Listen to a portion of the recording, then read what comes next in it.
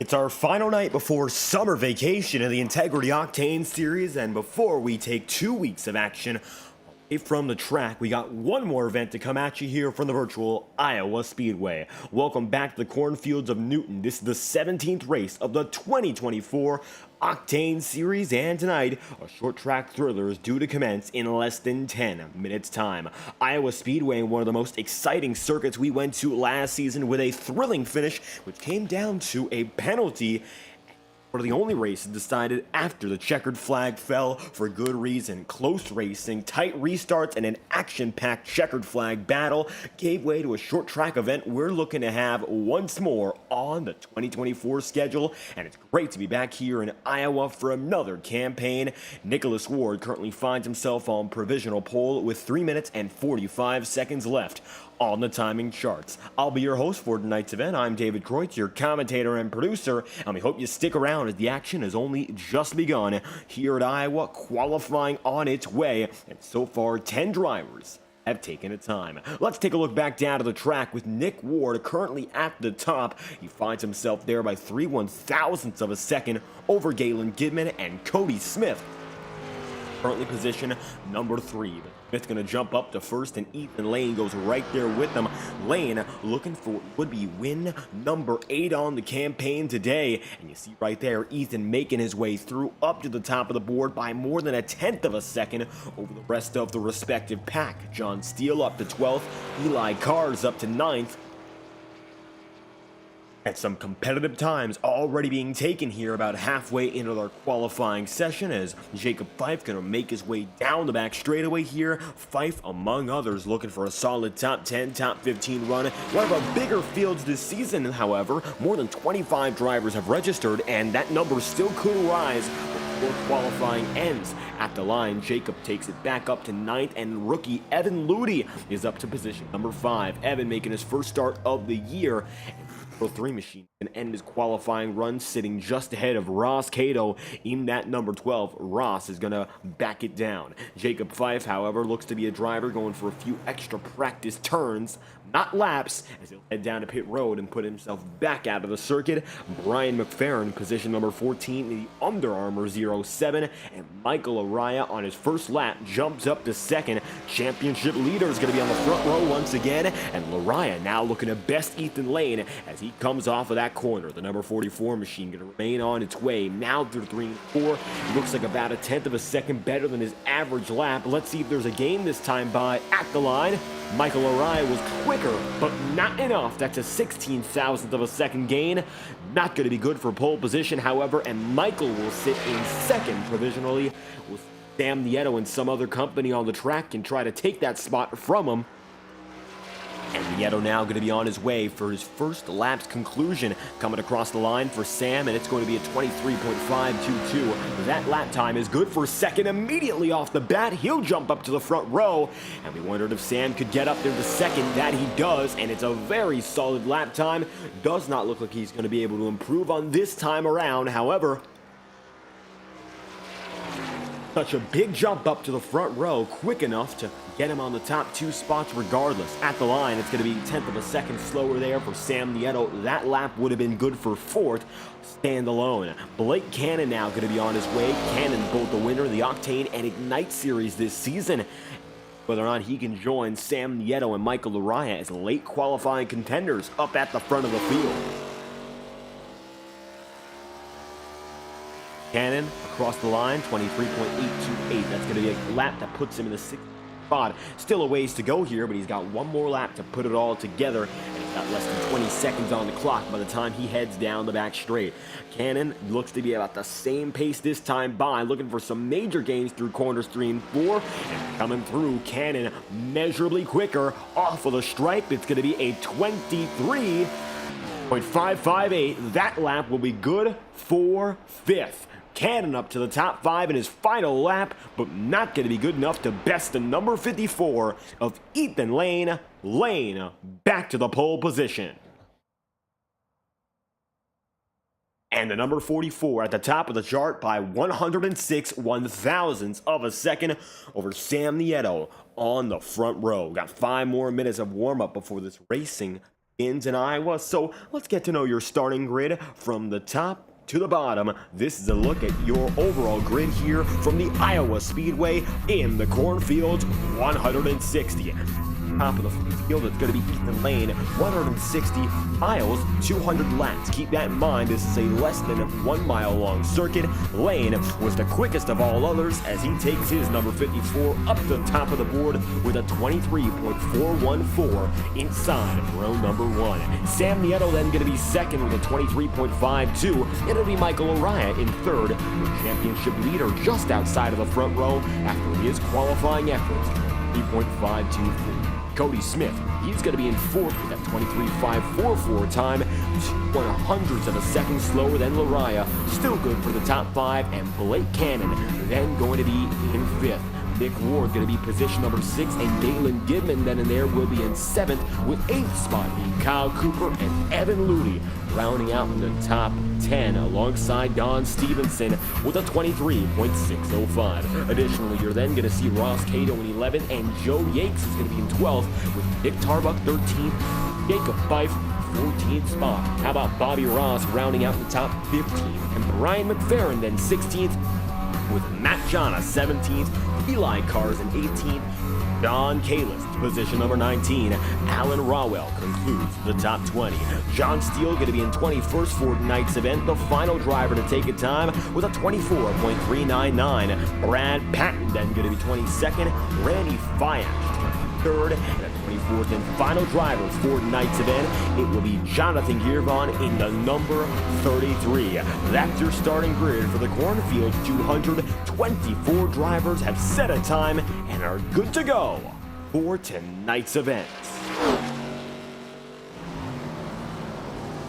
So with the grows of this grid already out the way, drivers are still taking those final laps, one of which is going to be Ethan Lane. However, he's not at the top of the board of our warm-up charts, at least for now. It's going to be leader Sam Nieto. And Sam, with that huge run in qualifying, able to put himself up to second with just 1 lap's worth of effort.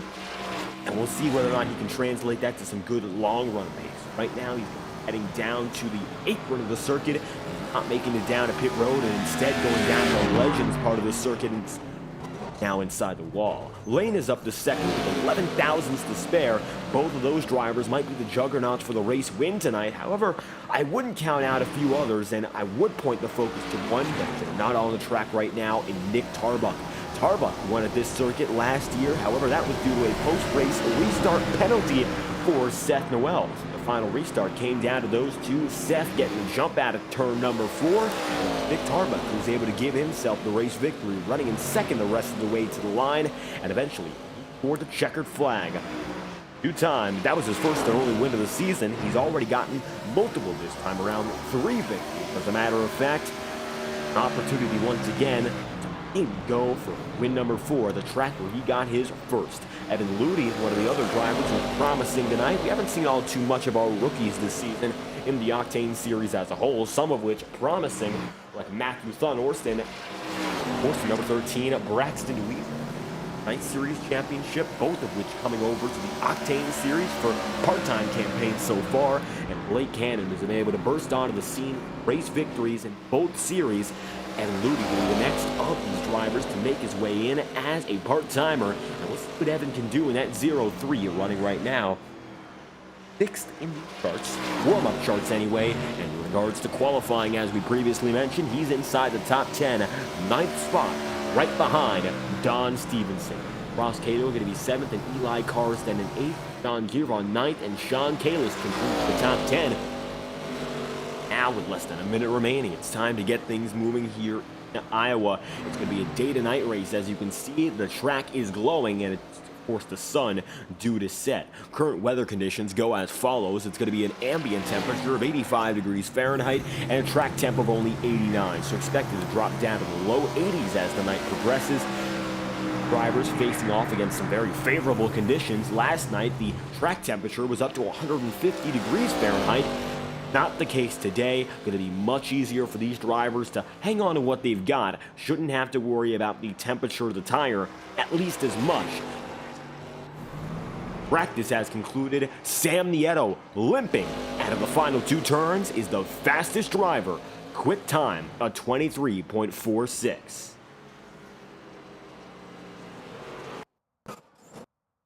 As such, practice and qualifying are over, and the track will be quiet for the final time tonight. We're ready to see the roar of 24 stock cars. These Gen 4 stock cars have never taken to the track at Iowa Speedway in the Ignite Series or Octane Series. Last year, the Octane Series came with the next-gen cars, and tonight, we're going to get a little more of that high horsepower racing action as the pace car lines the field up on pit road.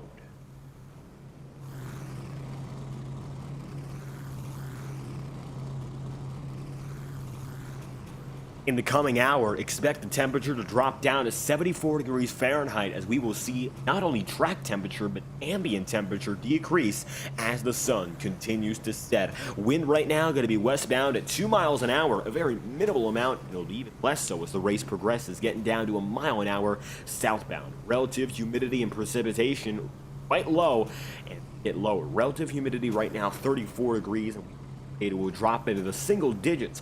Time this event has ended. No chance of precipitation. An oval race here. We don't have the wet tires on the Gen 4s. It'll run dry all race long. Ethan Lane looking for, of course, a splash back into victory lane, and he has been the definition, as we've said, race in, race out. If you can't get the win, you probably won't see him on the timing pylon at all as the grid passes by the exit of pit road.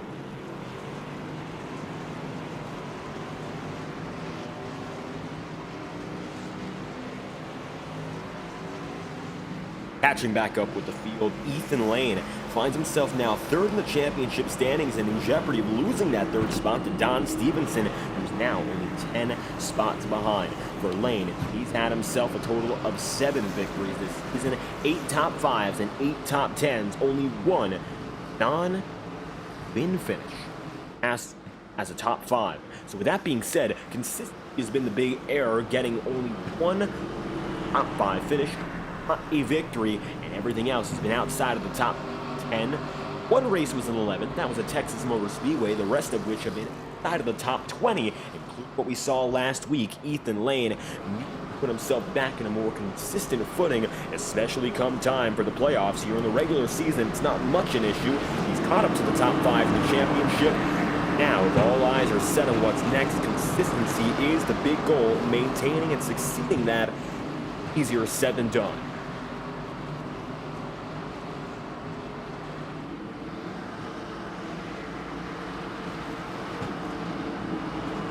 Sam Nieto up top has not yet been able to get back to victory lane. The number 2 machine, a multi-time winner last season, now an opportunity to do so once again.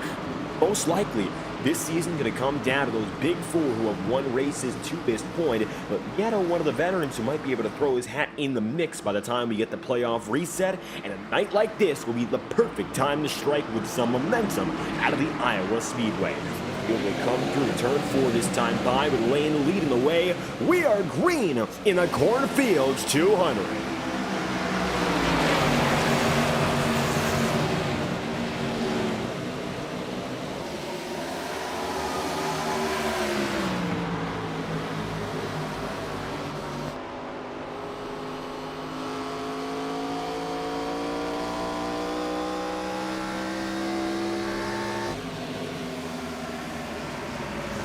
And Ethan Lane will lead them into the first 4 corners. It's going to be Lane on the top of the board with Sam Nieto then second and Cody Smith in third.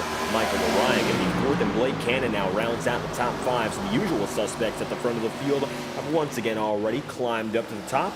Kyle Cooper right now is in 7th, and Dalen Gidman then and there will be in 8th. So overall right now, not a lot of change from that qualifying order. Evan Ruby falling back down to 11th, and Joe Yates inside of the top 10 in the discount tire, number 87.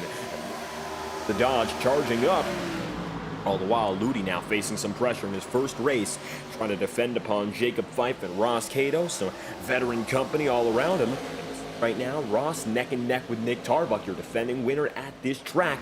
Looking to go for 2 for 2, but starting in the mid-pack doesn't make it any easier. Lane has been able to jump out to the race lead. Michael Laraya is going to see Cody Smith now in front of him. Smith was able to get by both Laraya and Sam Nieto in the early moments. Not a bad jump out there for the number 18 of Cody Smith, up to second, but it's still Ethan Lane leading the early stages. And let's talk a little bit more about how this race will go.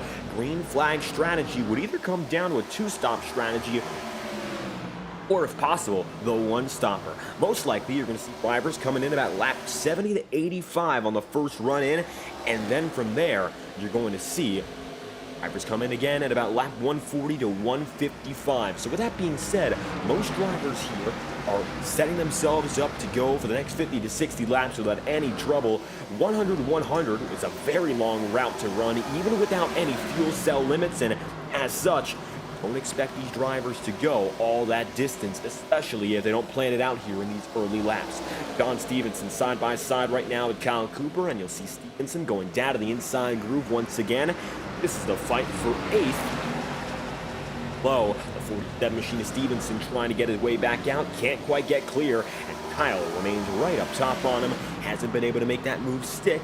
Till now, Stevenson back up into 8th in the fight for 3rd in the championship. All the while, Cody Smith now fighting for the lead, and he's going to get it right over Ethan Lane. Lane has fallen back into the 2nd spot, and Michael Araya now trying to pick apart of that number 54 as well. You might see the 2nd pass made in the past 5 laps. And Ethan Lane now tries to dive back low to get the race lead for his own. Lane at the line now going to lose a little bit more momentum, and you'll see Michael Araya coming up and over. The Sim Speed Shop number 44 has decided it's time to take charge and move up inside the 2nd spot. Lane, not a lot of momentum now, and you can see it looks like not adapting all too well to these longer runs, the longest we had so far relative to practice and qualifying.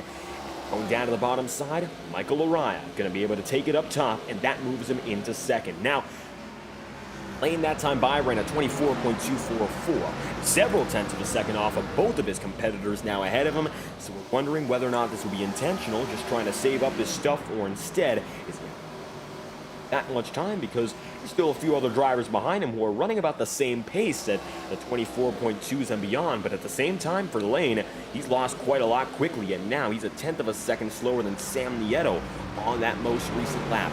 I wouldn't imagine he'd want to get past there for anything beyond the top 3. Maybe falling out of the lead is intentional to try to save up his stuff. Losing any more positions to drivers like Nieto and Blake Cannon is definitely not a good look. Can't imagine that's part of the plan right now for Team 54. He's already in 3rd. You don't want to move any further back with the track position previously held. Nick Tarbuck now going down to the inside on rookie Evan Ludy. Ludy has fallen back down to 13th, so admittedly not been on the upswing so far. And now Joe Yakes making it by the back straightaway, and Tarbuck going right there with Nick, not afraid to take that spot. And it looks like Tarbuck now going to be on the move up. Makes it around the number 4 machine into 11th. His eyes on Jacob Fife there in 10th. Take a ride on board right now to the number 4 Tarbuck. You'll see he's got there behind him Joe Yakes, and Joe's not going to make it any easier. But 87 has been cleared off the 2nd corner.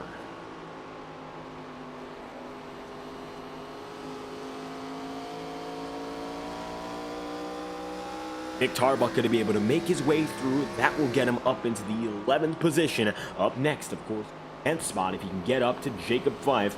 With that number 36 running right ahead. Kyle Cooper right now holding on to the final spot inside of the single digits. Cooper 9th, Fife 10th, and Tarbuck in 11th. All 3 of which going to be fighting for some coveted positions and a top 10 run. Of course, 14 laps in at a 200, still a ways to go in this event, but you want to get yourself settled in nicely now. You might see some major changes by the time we get down to the sunlight being gone and the stadium lighting being on. It's going to be completely different. It's going to come in the next 15 to 20 minutes. It's currently 83 degrees Fahrenheit, and it's going to drop down to about 76 within the next 25 minutes at most. Conditions will be changing, and for that reason, might see some drivers go a little bit up the order, or some go down to a pretty high or low. Might see them fall back and move their way back up. Some drivers going to be stronger without the sunlight as the track conditions change. Don't expect the fastest drivers of the day to be the quickest ones who are here right now. Cody Smith, well, he might know that, but he's currently up in front of Michael Araya and Lane. Lane has been able to settle down. Now his lap times are just about as quick as the two drivers ahead of him, so it doesn't look like he's lost anything too crazy. Just letting these two drivers go and letting each other go at it for the race lead, burning up tire. That's going to be that. All the while, Ethan Lane still in third, working down that front straightaway. Lap number 18. Ryan and Cody Smith there with.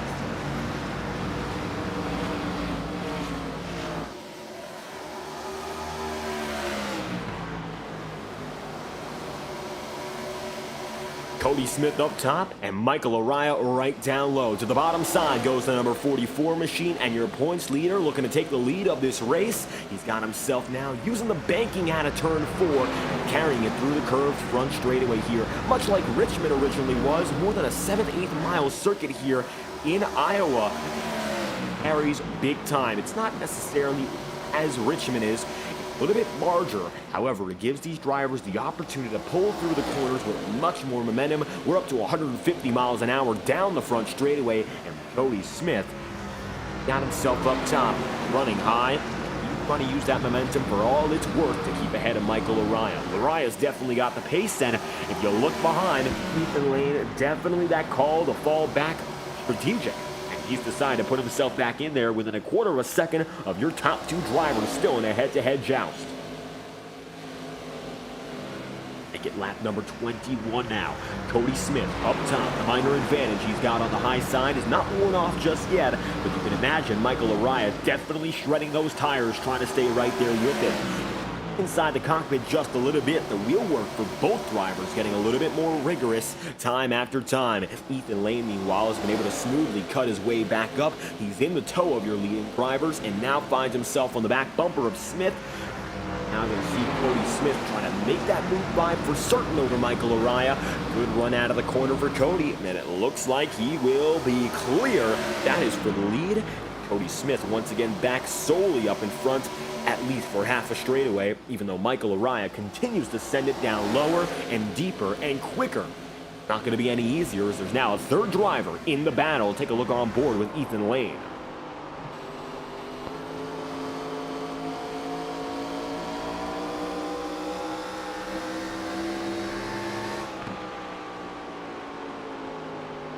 Ethan Lane staying up high here, but Cody Smith deciding to go higher, and you got that number 44 of Michael Araya on the inside. Just can't be able to handle it with the way he's running. Araya's going to fall down into third. Lane looking to the bottom side, drops his deep can, and almost gets down to the paint, which was a pretty popular line last night at Kern County. This is whether or not it comes to pass once again. These tracks with the banking through the corners that aren't all too large, you tend to see drivers going down there trying to pull to the bottom side to make those passes. Something like Kern County that you see here in Iowa, multiple lines are viable, whether it is all the way down to the bottom side like Ethan Lane's running, or where Cody Smith is right now, running high, and he use that momentum down the back straight, but he will get cleared, and Smith is going to have to back off Ethan Lane up to the top of the board, only to see Smith once again go down to his bottom side. So Lane, the pole sitter, once again back on top. Took him the better part of 20 laps to get there, but he's in front. Now, no longer looking to relinquish it for any reason. Galen Gidman going to stay with Jacob Fife here. Fife going down to the bottom side and Gidman up top. And you see Don Stevenson also in the mix here. So maybe if Stevenson goes by, Fife comes in with next. That might be the end goal. Nick Tarbuck also trying to put down some pressure even further to the inside, almost making it a 3-wide battle, but he'll think better of it and continue to lie back. So Tarbuck's going to stay in 10th, Fife is 9th, and Galen Gidman is now position number 8. Don Stevenson able to get ahead, and he's the only one of which to get past the 9 cars so far. Jacob Fife is going to have to lay back a little bit further and nearly putting down the bumper to the quarter panel. That's something all drivers are going to have to avoid tonight. You do not want to make that mistake of letting the other drivers get contact or vice versa, because if you make that minor contact on the quarter panel, it might lift up the next driver, and that is something that's almost impossible to save, especially at these short tracks here. A lot of banking throughout the corners and even the front straightaway. Contact could be detrimental, so Jacob Fife keeping a watch on it. He decides to lay back. Here comes Nick Tarbuck once again. Nick up to 9th, looking for a chance to move in the single digits even further. Evan Ludi, the rookie, down to 15th as it stands. Ross Cato and Joe Yates both made it by. And the driver who started in 9th tonight, Ludi, has fallen back a total of 6 positions. Now getting his bearings in for the first time in a green flag run. Maybe going to be saving it for the first few laps here as the first pit cycle is going to come to pass and cycle up from there. Ludi, however, has not caused any trouble and finds himself now, relatively speaking, alone on the racing circuit. Bobby Ross is 1 lap down as it stands, and it looks like that's because he missed the start of this event. He finds himself now with Brian McFerrin out of the inside there in the 07, the Under Armour Ford Taurus trying to get away from Ross. Can't do so, and that's going to keep Evan Ludi in the spot he currently holds. No competition up in front for the number 03, and exactly where he stayed. Jacob Fife now can get right in the mix again with Nick Tarbuck. Nick just took 1 spot. Looking to take another. Tarbuck down to the inside line. And last time he won, which was at North Wilkesboro, he wasn't the dominant driver all day in the slightest. That was Michael Araya. Araya made 1 mistake with about 25 laps to go, and that's what gave Nick Tarbuck the opportunity to pounce. He went from 4th to 1st in a restart, switching lanes and switching gears faster than any other driver, and Tarbuck able to do so without making any additional contact. He cruised to victory from that point onward. Took what was his 3rd win of the season, opened up the season with 2 consecutive victories, and then got his 3rd. So Tarbuck knows what it takes. Get to victory lane with short track in a tense situation, and that might be one of the biggest strengths he can play with all night long. Blake Cannon now will get by Cody Smith. That's the move for 3rd. Cannon making it up to position number 3, and Smith now 4th. Take a lap on board with Smith, and you'll see exactly what he's seeing in the midst of the battle.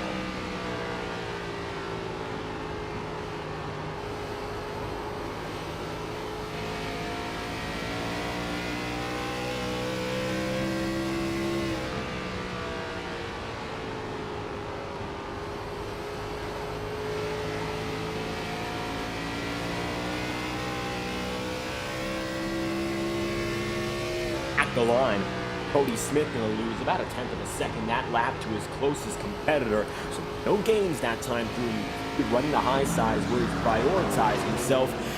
Tried to save a lot more tire than the rest of his competitors and adversaries, which may help him out in going a little bit longer in these runs, but we'll see whether or not the fuel situation plays into his favor. Now you'll see Ross Cato going down to the inside once again. The low groove for the number 12, good enough to power down the front straightaway, and he's got Joe Yates there with Discount Tire, number 87, stays just about a groove and a half ahead. Toe-to-toe, using it up high for Joe Yates might save tires much like Cody Smith, but Ross Cato on the offensive is going to make himself known on the bottom. Try to get by another lapper here, like John Steele, and that it is. Steele 1 down as it stands, and 22 move Cato all the way down to the bottom so as to avoid a little bit of contact, and leaders are making it by the lappers, 1 person at a time.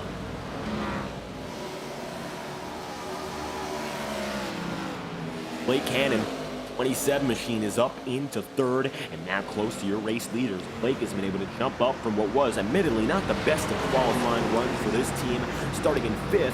Maybe the expectation of being a top 3 driver from the jump, but he's made it work so far to redeem himself and get up to that point regardless. So Cannon looking to the inside once again, finding himself to the bottom of Ethan Lane, your race leader, and getting by Michael Araya, only to get a little bit loose.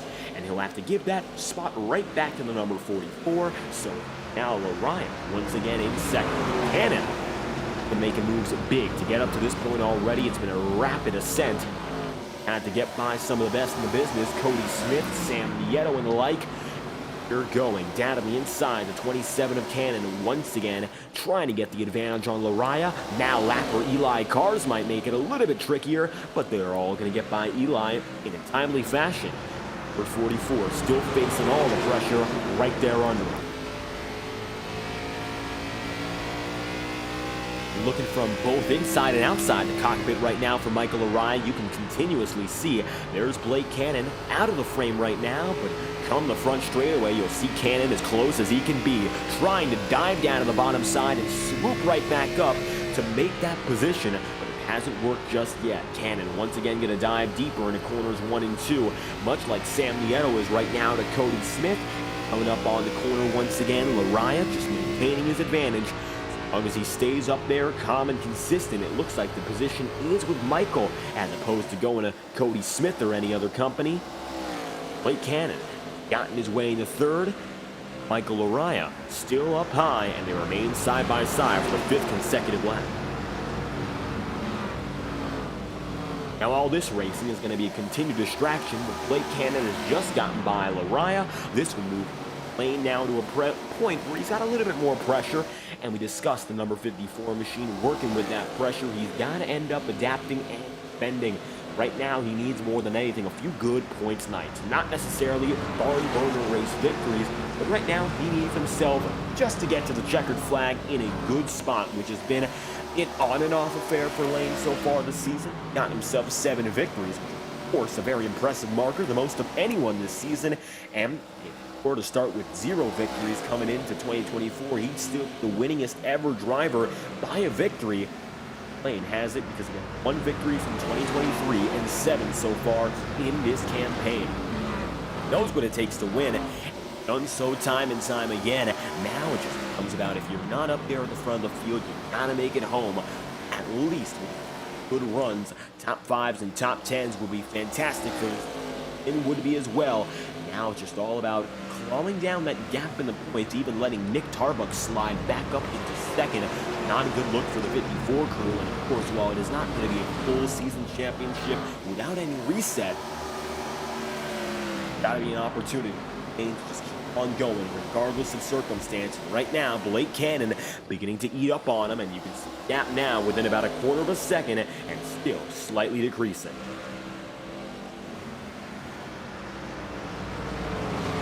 That time by, 24.987 for Blake Cannon relative to Ethan Lane's 25.064. So about a 1/10 of a second quicker Blake Cannon was that time by. Got himself the advantage, and it is evident right now he's got the speed to work it out for the race lead. Now it just comes down to getting that assistance. Lane, John Gearvon getting right by him. There's Lapper in the number 33 up top. And now going to begin following Lane's line right down low. Michael Lariah, in addition, is still only 4/10 of a second behind, and while he hasn't really lost the drivers ahead of him, it's evident right now the focus is not on charging back up there, going up to the race lead. Got to keep himself in a good position on his own. Not now Cody Smith behind him by give or take 6 cents, and San Diego a 1/4 further back. Even less than that, Sam drives down to the inside line. 48 laps in, out of 200. First quarter of this race has gone by scot-free, and first quarter, of course, with these drivers running each other down nicely. No incident to speak of. Ross Cato right now going to find himself in 12th, just getting by Galen Gidman, and maybe a battle beginning to brew as Joe Yates is getting back up there on Gidman. Galen was falling down to 13th. Best of start so far from the inside the top 10. Yates is looking to pounce on the opportunity to take one more spot from him. Hasn't quite gotten there, at least so far. Additionally, a battle for position beginning to brew for the drivers who are outside the lead lap. This is for last place right now. John Steele and Bobby Ross. Ross right now going to be about 3/10 of a second back on Ross, and thankfully, John Steele getting that slight advantage is all he needs. Bobby that time by was slower, so still losing a little bit more time. Bobby got in the wall on this past lap coming out of turn number 2, so it looked like not being able to gain is something we're seeing from the 45, and he'll have to adapt and keep on moving if there's any chance for that battle to persist. Ross Cato now going down to the inside on Kyle Cooper. Whether or not he will prevail here, he was a 1/10 of a second slower that time by. It looks unlikely, and it looks like this position will be in Ross Cato's hands in the coming lap. Rolling down to the inside line, the most attack-heavy portion of the circuit, as Cody Smith came down to pit road that time by after 51 laps. He's going for what looks to be a 3-stop strategy, and looks like nobody else going to go with them that time by. 52 laps in, and Cody Smith is down on pit road, and he's there alone. Smith opting to make his way in. 17th spot currently as we take our attention back up in front. Ross Cato looking down low on Kyle Cooper. Cooper right up top. Still hasn't given in just yet, but it's not going to be easy. Cato has been knocking on the door, and he's looking to slam it shut.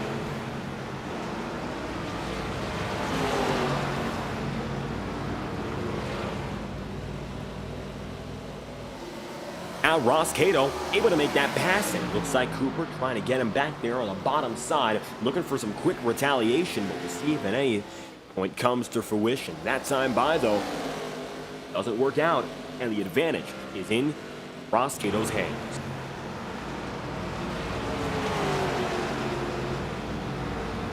So now the number 12 machine moves up to 10th and does so firmly. One driver's gone down to pit road, and that is Cody Smith. Smith and the number 18 machine now going to be scored in the 22nd spot. Kyle Cooper going to be 11th, and Galen Gibman going to be 12th, with Joe Yates 13th, and Evan Ludy positioned at number 14. Jacob Fife right now going to find himself in 8th, looking to move up to 7th. D, number 36 machine for Pro Powder and Paint, the Triple P crew, make it back up into 7th. Fife today started in 14th, so he's made some massive gains. However, the biggest mover, as he tends to be, is right behind him. Brad Patton from 22nd up to 9th. Huge move so far, and the Good Wrench Chevrolet has done a fantastic job of making gains lap after lap. Two time has gotten himself up inside of the top 10, moving up into the front half of the field, maybe with still more to gain. He's going to benefit greatly from that first pit cycle, which is just a few moments out. And I think by that point, we're going to see the true potential of that number 7 crew having to work up through the field and admittedly wear those tires down a little bit more. Never easy. We'll see Jacob Fife and company can do when Brad Patton gets back on the same cycle as them. It's going to be very interesting and exciting, as a matter of fact, to see whether or not the number 7 can hold his own in such a circumstance. Michael Araya coming back up on Ethan Lane, as a Blake Cannon has been able to take it at the top spot of the board. Cannon is your leader. Lane is in 2nd, and Araya now is looking for 3rd. Blake Cannon was able to make that hard charge to get up to the top spot, and ever since then, he's not relinquished it. He's up to the number 44 to put himself back up in 2nd against a fierce competitor in its own right. It's Ethan Lane's 54 team right on board with Laraya, and you'll see exactly what he's going to do here with some lap traffic coming up. John Kalist and Eli Cars.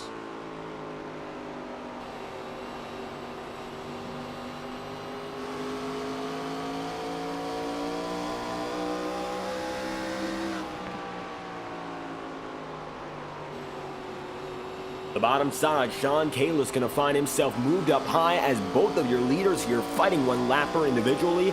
Michael Araya now just getting by Eli Cars and still having his sights set on Ethan Lane. Right now with the 43 still above Lane in the corner, Ethan going to lose an awful lot of time, and it's all about getting off the corner nicely with a lapper beside you. Never an easy circumstance to be in. Looks like Evan Ludy, the rookie, comes down to pit road this time by, and he's going to do so 60 laps in out of 200, which would be best estimated pit stop would be, give or take, lap 120, lap 125 if he stretches it any longer. John Girvan makes it by another in Matt Jonas, and as Matt makes it down to pit road for Lion Racing, it's another driver making it through 3rd of the day, and that's still with 10 laps until you really are clear to go the entire distance. The estimates are saying that if you make it past lap number 66 on this first run, you should be clear to go the rest of the distance. Lap 70 might be a more ideal goal as you give yourself a little more padding for the 4-second stint. Blake Cannon's on his own, and he's working himself out there nicely. 7/10 of a second back, he got Ethan Lane, and Michael Araya rounds out the top 3, a quarter of a second back, and maybe a little bit further.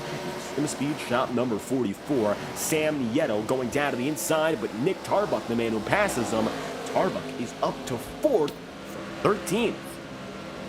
Mentioned his prowess at Iowa last season. Different car, different package. We wondered whether or not it would transfer over, and it looks like the skills have indeed translated. And as such, that number 4 machine in a fantastic position there, up at the head of the field. Now 1 spot beyond the podium, this Chevy Impala has come. It means business at the front, looking to make a little bit more time. Stands number 4 machine keeps on pulling. Michael Araya getting 3rd, and he's still a ways ahead.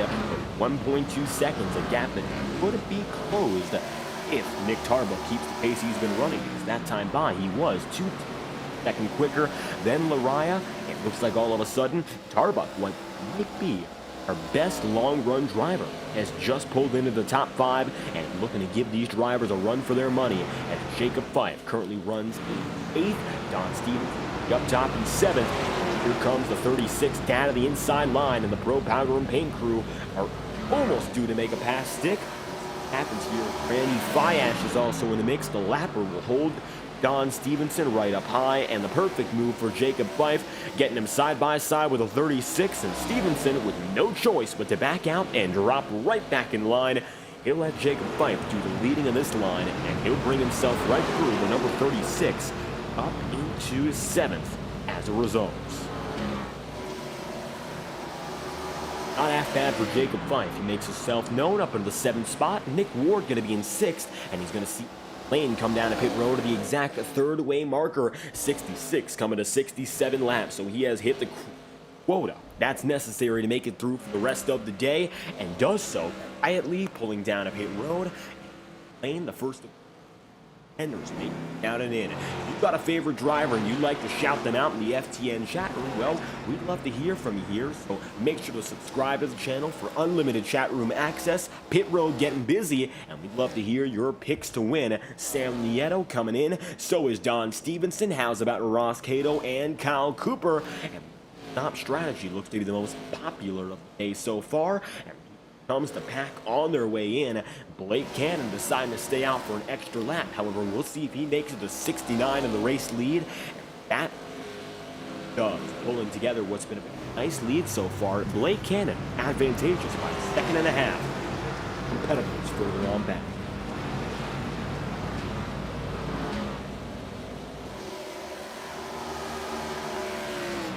One of those competitors, Michael Araya.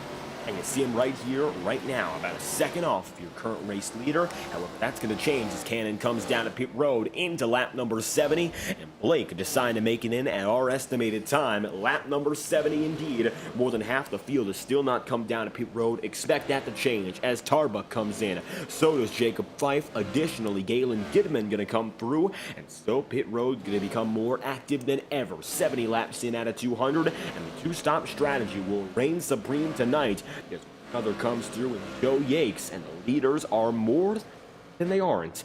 Down and in, there's Nicholas Ward, and he brings Brad Patton right to him. Michael Araya deciding to run a little bit longer here. The undercut going to be more prominent. But instead we see Michael Araya making his way through. Number 44 has decided to keep itself out in front. No other leaders around him, and instead just trying to a little bit longer for an opportunity to come to the checkered flag with younger, fresher tires.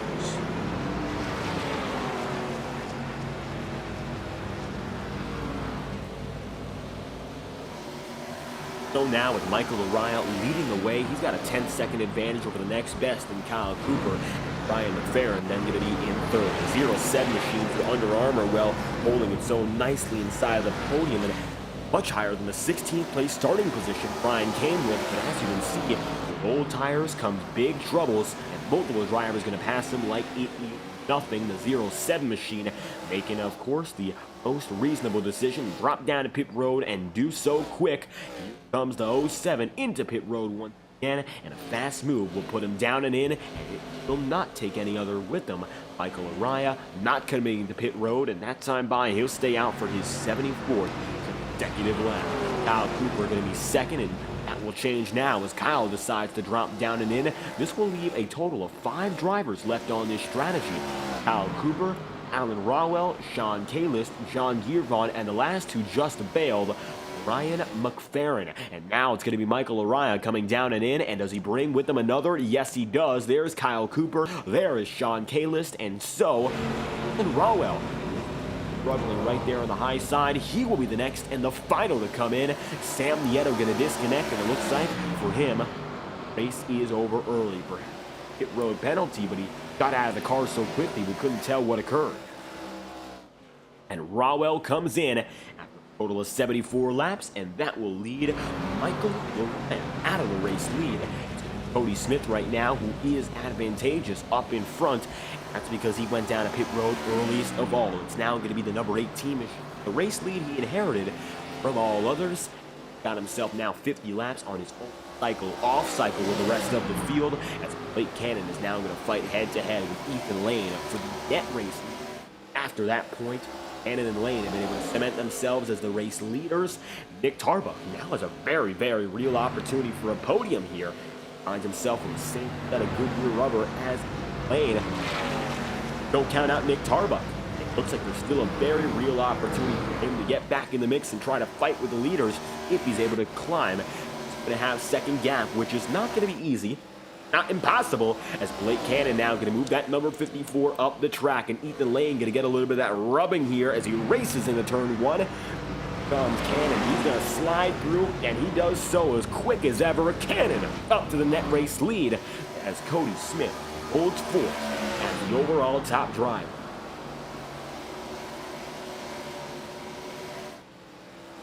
Quick move there. Great one for Blake Cannon. The opportunity for him to take the race lead went, and he took it. It's fullest. Blake Cannon now with the opportunity to get up to the top of the board quickly. Second, Cody Smith is still your net race leader. Is on a different set of tire strategy. That is what he's looking at, a three-stop strategy day, as opposed to the rest of the field going for two. We'll see whether or not that works out for Cody Smith, but the rest of the field is remaining tight, and you're seeing a battle right now. Jacob Fife, Michael Araya, and Ross Cato. Right now, Araya was the youngest set of rubber of all. However, he's got the most distance to make up. In a pretty tricky position, he's got to keep on going, regardless of the fact he's lost himself now 12 seconds for front runners. Michael Araya, the end goal is he's gotten by both Cato and Jacob Fife. End up building back on the way to the race lead, a younger set of tire and less wear, which means he could have a long-term advantage. However, for his competitors ahead of him, such as Blake Cannon and Ethan Lane, they've got such a large amount of track position that they hope that 8 or 9 laps of difference won't mean all too much. More than 10 seconds to spare. Not going to be hard for that to be denied unless they make any major mistakes. It looks like the race is in the favor right now of Cannon and Ethan Lane, but we'll see come the next 20 laps whether or not tire wear is anything major. More intense tire wear becomes, harder it is going to be to justify whether or not this was the right call.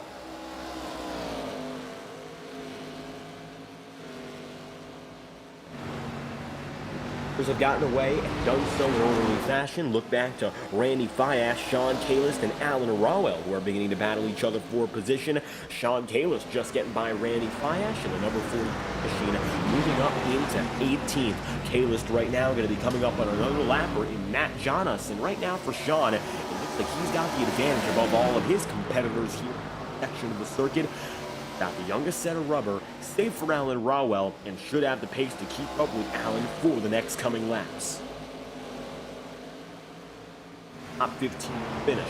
Whether or not that's going to be possible depends on Brian McFerrin. Brian is 7 seconds ahead, however, he blew 1 lap down. That's where it becomes most troublesome. As it stands, the number 4. 17, Alan Rowell, the 69 is in. And Brian McFerrin position.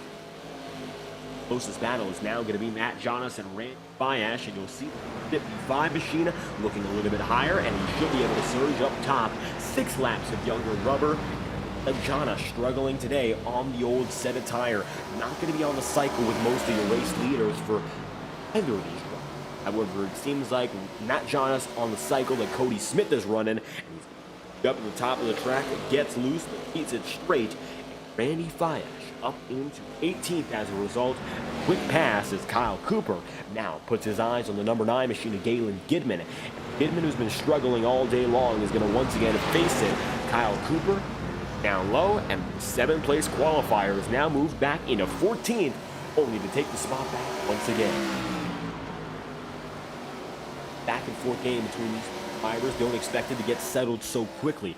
Galen Gidman not going to give up top, and it looks like he's using that momentum as well as anyone else to take the position back and put himself into 13th. Once again, Kyle Cooper going to have to settle himself back down, get back in line, and look for the opportunity for the pass when it comes once again. Overall, track temperature looks to be down to 92 degrees Fahrenheit. So slowly but surely getting cooler here. Drivers are not going to be scorching as the or earlier in the night. 92 degrees Fahrenheit here with the night skies. Humidity continues to drop ever so slightly. As such, overall, the drivers not going to be battling the track as much as they are battling each other. And that's what you're seeing right now from Kyle Cooper. Back on Galen Gidman has not been able to find the wiggling room just yet. And 73 pierces down and under. Might get there. 88 laps in, and still looking, but he hasn't found the room. And if you take a look off the backside of Galen Gidman, you'll see how close Kyle Cooper continues to be.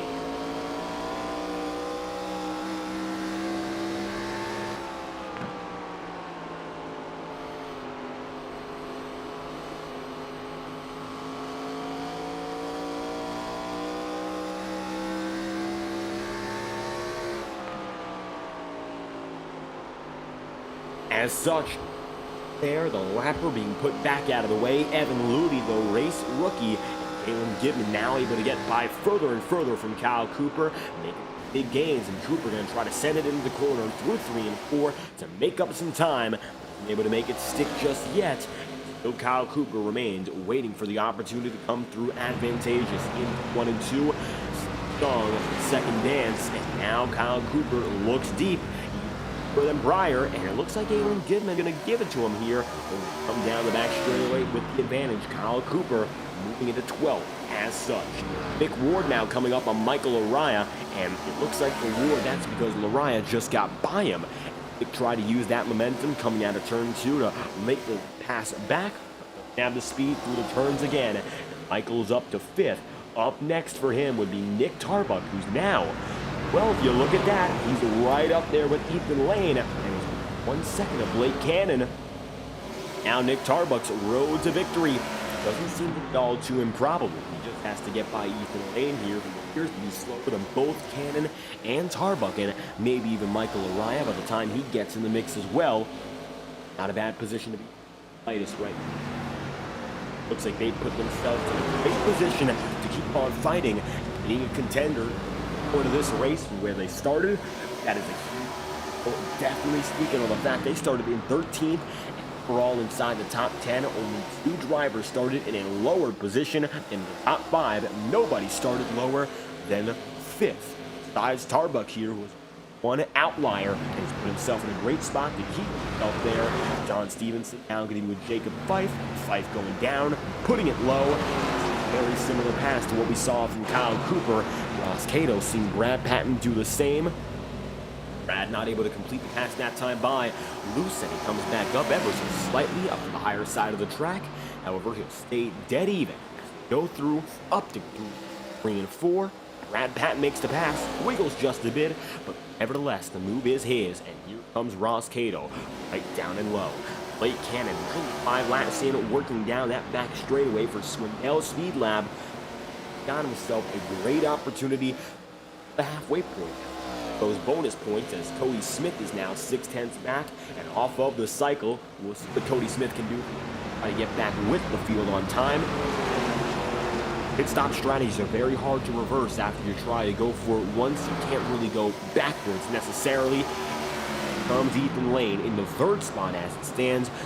Go down and under. It's going to be the middle group for Lane, the bottom side for Nick Tarbuck, and up high for Cody Smith.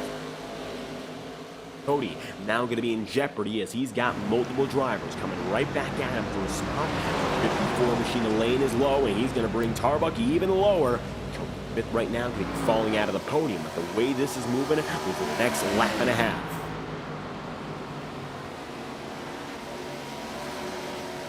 Lane now going to be firmly in 2nd. Nick Tarbuck trying to make it so he's firmly in 3rd.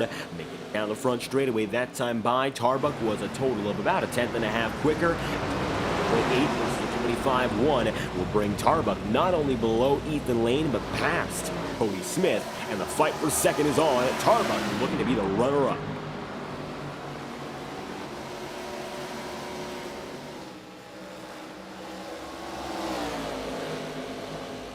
Now it's going to be Ethan Lane facing the pressure, but on his own again. Cody Smith acted as a little bit of a stopgap for these 2 drivers who were battling against each other. No longer going to be the case. Now, with Nick Tarbuck getting the opportunity to be head-to-head with Lane, he's trying to go down to a different group. Down to the bottom side as opposed to taking it top. Michael O'Ryan right there with as well. So Lariah now trying to cut up through the field. Meanwhile, Blake Cannon has led us now to lap number 100. And the halfway marker is in his hands. It's going to be the Swindell Speed Lab 27 up and away with a 1.1 second race lead. And it's the biggest gap he's had all throughout this run. Overall has been gaining from the moment we got off pit road, and now finds himself alone in the race lead with 100 laps remaining. We thank you all for watching the first half of this coverage. We're only getting started. Now Michael O'Ryan looking down to the inside on Nick Tarbuck, trying to make a move, but quite have it stick. Looks like Tarbuck going to get just enough momentum off of the corner to race down the back straightaway and just barely hold on to third. But that might change here. As you can see, Lariah is stuck to the track. Exactly a lane he'd like. Michael Lariah cutting low, backed off ever so slightly, looking for that room. He hasn't quite found it. 99 laps remaining, down to the double digits here. And Lariah gonna have to pull right behind Nick Tarbuck. It's no question he's got the speed to catch up. Now it comes down to whether or not he can make that pass. You can see down, looks like Matt Jonas trying to make a move on Randy Fiat. In a similar vein, quite got there. 103 laps in the books, your first pit stop cycle out of the way, and the second coming up next. I'd like to thank our partners here at iRacing Motorsport Simulations, providing all of the simulation content you see on your screens today. Best sim racing platform for now, more than 16 years running. iRacing Motorsport Simulations celebrating its birthday this summer, and you can join the fun with discounts of more than 40% off all membership packages. Racing.com for more information today. Michael Lariah going down to the inside line here yet again. He's got himself cutting the bottom of the track each and every time. As a run, and good reason, momentum looking to prevail on the number 44 side. And Lariah cutting low, hoping to not cut loose. Now keeps himself not only in tow with the number 4, but the 54. Lane facing double trouble right behind him. Through a battle with the strongest drivers in the field, neck and neck and neck. Time by, it looks like Lariah not going to lose all the position he had. Coming across the line, we'll see. Could be the first time Lariah holds third on his own in this stint. At the line, Nick Tarbuck can have just enough momentum down the back straightaway to hang on. He's been in the tow of your race lead. Blake Cannon and now Ethan Lane. He knows what it's like to be up in front, but yet been able to make it stick in regards to being the sole driver in this pack with the advantage. Lane has been able to attack and he's done so comfortably, but that might change. Nick Tarbuck now deciding to go up high. Michael Lariah admittedly might be shredding his tires now, sticking behind the both of these two. And for Lariah, he is stuck. Tarbuck went up high. Now he's going to be alone. It's going to be Ethan Lane down to the bottom, blocking the most offensive line on the day. Trying to go down and make an aggressive passes, use the bottom. Now Lariah finds himself a lane high and a spot too short of where he'd like to be. The podium is no longer his, and it looks like he is all alone up top. Even if he's got company on the high side, he's going to be put in the sandwich, getting by Lariah. Ethan Lane is now going to be back and forth. Lane being passed by Michael. Nick Tarbuck still holding his own in the second spot as the battle is once again calmed ever so slightly down. One driver in a little bit of trouble is Randy Fiat. She is still grinding against the wall, and he comes down the start-to-finish line doing just that. He's at a speed of about 120 miles an hour now, but it looked like Randy was definitely slower by a wide margin, having a little bit maybe of some suspension troubles here. Trying to see the right side of that car as he comes down the straight. Fiat might not have the pace to continue here with some right side damage. Is it anything terminal?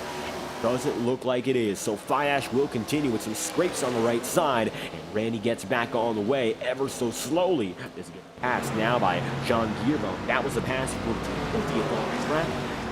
Moves up to 90. Randy Fiat down into 20th. As we said previously, thank you iRacing Motorsport Simulations for the world's leading online simulator. We'll be back after a brief message from our friends at iRacing.com. Stay tuned as you're watching now the final laps of the Cornfields 200 here in the Integrity Octane Series. Racing isn't easy, but experiencing it is. iRacing puts you in the driver's seat with the industry's leading sim racing game. Drive on laser scan replicas of the greatest racing circuits from around the world. Go head-to-head against other drivers chosen by skill-based matchmaking to ensure competitive racing at every level. Compete across all your favorite series. In officially licensed cars, engineered to deliver the most accurate driving experience possible.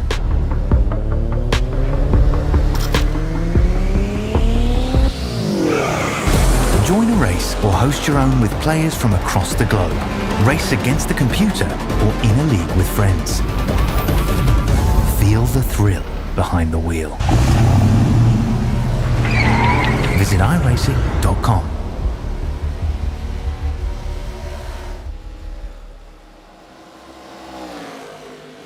Now back with 88 laps remaining, it's currently going to be Michael Araya now running in second. He gets by Nick Tarbuck. As such, drivers making their way through. Number 44 machine, number 4, second and third. But no match so far for the man up in front, Blake Cannon. Cannon had found himself advantageous for the majority of the day, and now with 114 laps in the books, 87 laps to go, he's still exactly where he'd like to be with the race lead. And one goes down a pit road, and Matt Janos, 52 laps into his stint. Another short one going to be coming to a close now as he makes his way in. The number 15 machine quick to drop through for pit stop number 2. Second cycle is going to be now open. The doors have opened for the majority of the field, but don't expect many of which to go down until about 20 laps from now, at about lap number 65 to go, which would be lap 135. We've got a ways to go until the majority of the pack decides to come down and in. The reason being, it's a two-stop strategy played down to a T. 66 laps for Ethan Lane. He went about 74 for Michael Araya, just about 70 for Blake Cannon. These drivers went for the late 60s to the early 70s. Drivers up at the head of the field have decided to do so with relative ease. Everyone else deciding to follow their coattails, coming in for about lap number 65 to give or take lap number 72. However, these leaders set themselves apart either by being the first to come in or the last to come in. Now for the Swindell Speed Lab crew, the number 27 alone and ahead. 84 laps to go. Blake Cannon leading. Michael Araya second and Dick Tarbuck there in third. The 1-2-3 grouping at the head of the field, where they're separate now by 2 flat seconds, and a half second behind is Ethan Lane. 118 laps in here at a 200. You're watching the final legs here, perhaps you can call it, in the Iowa Speedway, with Ethan Lane getting in the wall. This race has gone beyond the first half with no cautions, which isn't too much of a surprise here in the Octane Series. However, this is one of our higher car counts of the campaign. 23 drivers have descended upon the virtual Iowa Speedway, and only one driver has retired, Ross Cato, not one of which. Sam Nieto's out of this race, but out of the top 10, and the number 12 crew has done a great job of maintaining a very, very consistent run. An 11th place to start, currently in 10th, a 1-spot gain, and overall it looks like he's kept himself as about the 10th best driver all throughout. Nobody right now running with Cato. He was passed by Brad Patton about 20 laps prior. Now Cato runs by himself. Joe Yakes is going to be in 11th, but he's 6.5 seconds behind. And while Joe has had a pretty solid return to Octane's competition, he hasn't really shown much of himself besides running just about outside the top 10 and keeping himself calm and consistent. Race in, race out is what we remember Joe Yakes from last year. Done so once again. A quiet driver, but pulling in good results, and that's all that his team can ask of him in the number 87. Blake Cannon ahead and alone with 80 laps to go. Michael Araya going to be second, and Nick Tarbuck in third. We mentioned these time and time again. Right now, they're the closest group of drivers to one another, maybe except for Ross Cato and Brad Patton. But right now, Ross Cato is not gaining anything, or as a matter of fact, he's losing time, and substantially. That time through, the quickest driver on the track was your leader in Blake Cannon. Michael Araya was the second quickest. Like, he was playing the third quickest. Nick Tarbuck, who was able to gain after a substantial mistake from the number 4 crew, fourth quickest driver, runs in third with about a second of a buffer. to be good to take on anything, even a little bit more of an inconsistency or lack of speed from his contemporaries. Starbuck has been able to handle it and get inside the podium. Your biggest mover of the day, 10 positions so far. It's between he and Brad Patton, who's fighting for biggest mover. The hard chargers are Patton and Tarbuck. Nick has gotten up inside the podium. Brad finds himself 22nd up to 9, so he's gained more positions overall, but he was up inside the top 5 previously, so whether or not he can gain bigger spots that matter the most now in the tail end of this race. Good wrench number 7 with 77 laps to go runs in 9th. He's behind Don Stevenson by about 1.3 seconds, 1.4. Right now with 76 laps to go, finds himself there even still. Jacob Fife right now is going to be in Cody Smith in 6th, and Nick Ward is in 5th. Nicholas Ward has been quiet, but we've seen a little bit more out of him race in, race out, and I think that's something that goes not unnoticed fully, but not a lot of drivers who, of course, have been up at the front of the field have interacted with him all night long. The leaders got away and they got gone. Meanwhile, the back of the field has separated themselves going the other direction. Cody Smith goes as long as he can, trying to cycle himself back out. 73 lap stint with 75 to go. There is perhaps a possibility that, yes, Cody Smith can go all the way now, but he has to be one of the most careful drivers on the track in regards to his fuel run, because he went 74 on that stint, and now the leaders have gotten by for 74 to go. He's going to have to run himself on empty for a chance to go for it and cycle back up with a 2-stopper. It's not going to be easy, but Cody Smith has put himself up to the challenge. Talk a little bit more about Nicholas Ward. Right now he finds himself 11th in the championship standings, as we'll put our cameras back on your 5th place driver.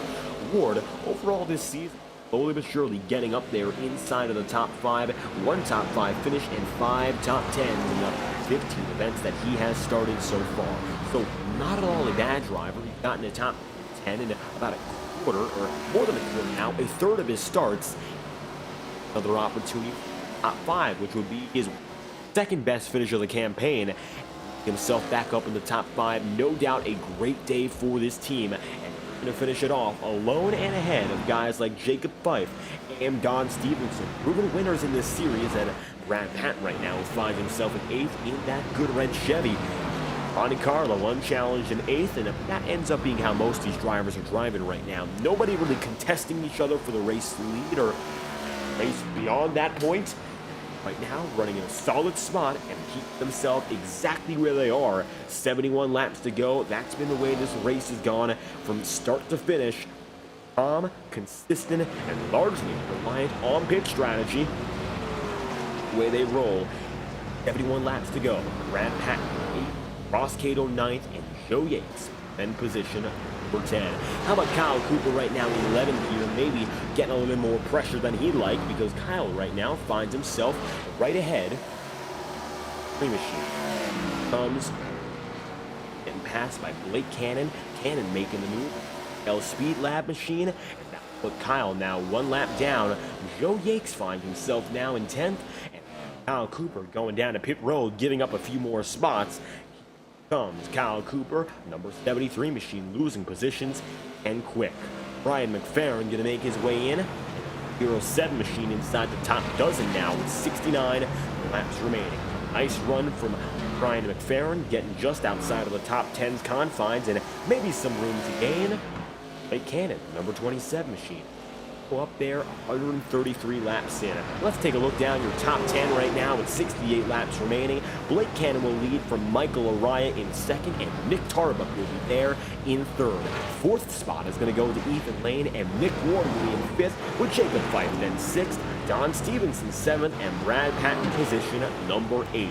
9th place is going to be Ross Cato, and to round out the top 10, it'll be Joe Yates in number 87. Cody Smith right now finds himself 13th. For Next Level Racing. We'd like to thank Next Level Racing once again, providing high-quality sim racing performance products for dedicated sim racers who deserve nothing but the best. If you'd like to learn more, visit nextlevelracing.com for more information, and we hope you join the Next Level Racing family and support the official premier partner of the Integrity Racing League. We'll be back after the following message from our friends at Next Level Racing. Stay tuned will return with 66 laps to go from Cornfields 200 in the Integrity Octane Series.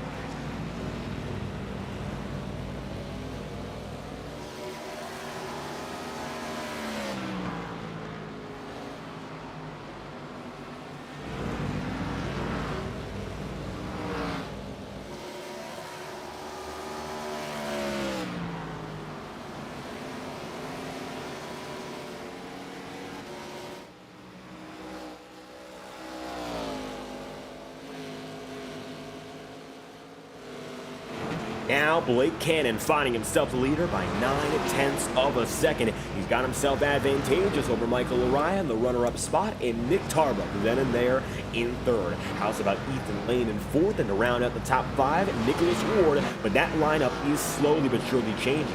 Cody Smith come by the screen. Here comes Don Stevenson. Stevenson right now going to be out of pit road. He's made his exit, and not going to be on the way, making his way through. Looks like he's going to be 2 laps down, at least tentatively speaking.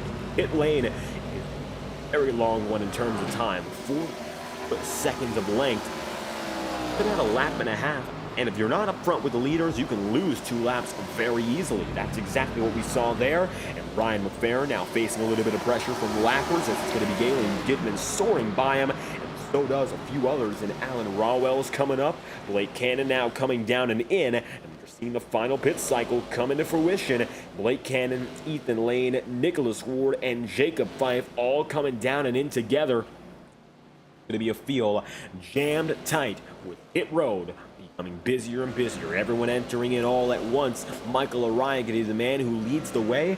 Ross Cato now coming up on him, and this is when drivers begin to become more and more convinced about going down a pit road. You see drivers around you running with the older rubber. Of course, they're losing more time. Then you get passed by someone on new tire. And usually a few laps after that, you see a driver make their way in. Lariah's only been on a 66-lap run. Keep that in mind because he now finds himself the net race leader. Although Blake Cannon was advantageous on that previous stint, the question becomes, can he cycle back up? Cannon right now is coming out of turn number 4. He makes his way down to the start-finish line, and he finds himself right now half the track back on Michael Orion. So in all honesty, expectation is he'll cycle up about 4 seconds ahead of Michael Orion if Michael chooses to come into pit road right now. And that's up to Michael, of course, to decide, but it looks like he's going to try to go a little bit longer. 73 laps right now for Nick Tarbuck, who's run now longest stint to this point. 73 laps for a driver who's gained confidence and gained position each and every time by. Looks like Tarbuck is still on the move up and made his presence very well felt all throughout the track. Now coming down and in this time by the Chevrolet Impala number 4 is dropping through the pit road, as does Lariah. Keep a watch right now on Lariah, as we're going to be looking at Blake Cannon coming right by. Cannon comes across the stripe. He'll make his move back on the lead lap. As such, now he's going to have to lap one of his quickest laps and one of his most important laps. Make sure he doesn't get involved in any trouble.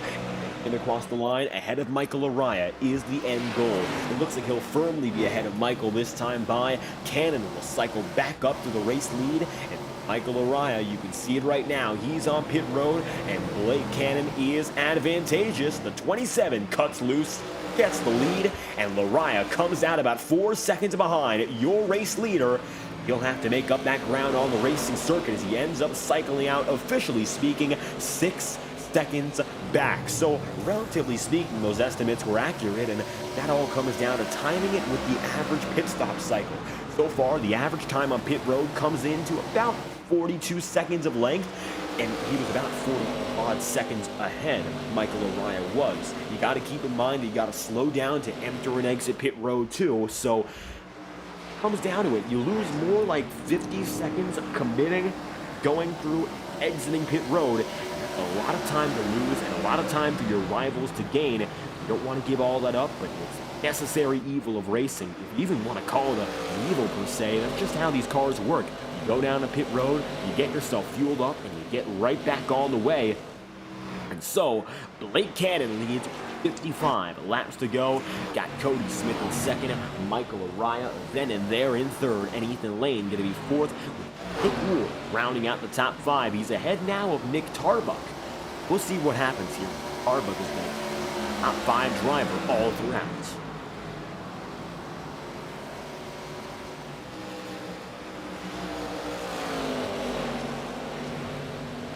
Tarbuck right now going to be 6th, and Brad Patton then going to be 7th.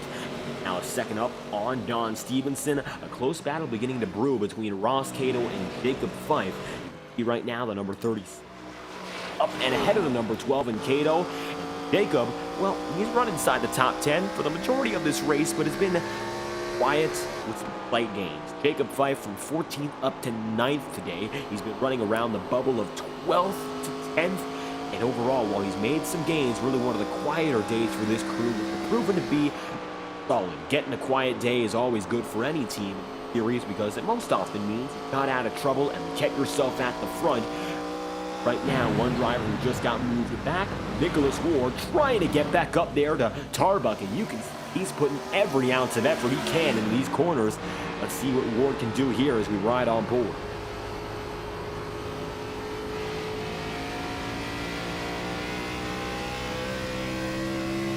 Just can't get it that time by, but you can see he was pulling hard through the first 2 turns a lap ago.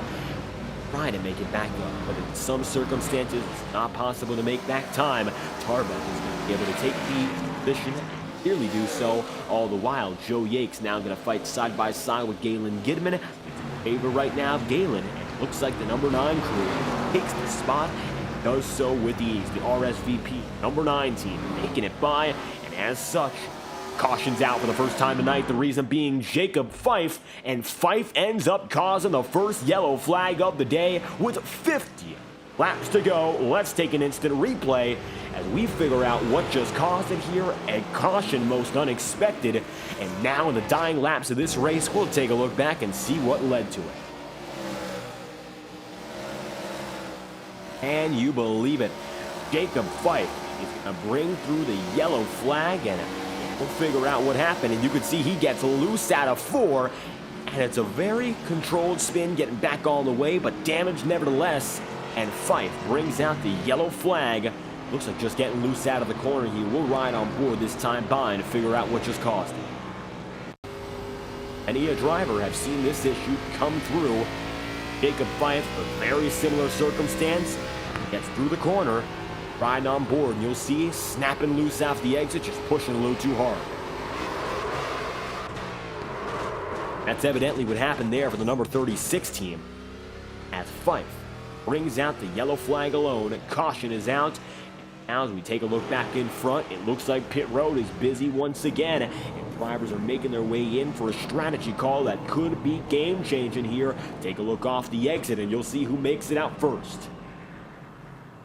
Ethan Lane just got up to his pole, sitting pit stall, and while he has to go a little bit more distance here, we'll see if he can fight back with some alternate strategy.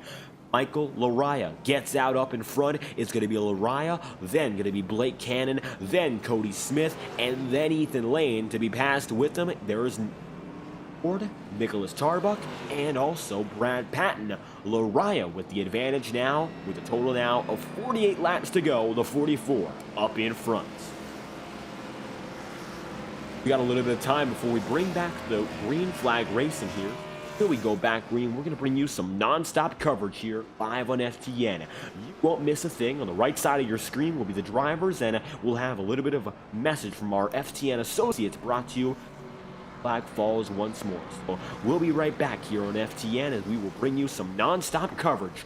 First caution of the day with 47 laps to go. This message is brought to you by the rebrand of Throttle Graphics and Designs. This publication may not be reposted without the authorized written consent of Throttle Graphics and Designs. NASCAR Camping World Ford F-150. NASCAR Xfinity Ford Mustang. NASCAR Cup Series Next-Gen Ford Mustang. Arca Menards. This has been the publication of the redesign and rebranding of Throttle Graphics and Designs. This message may not be reposted, republicated, or rebroadcasted without the authorized written consent of Throttle Graphics and Designs. Thank you, and thanks for your time.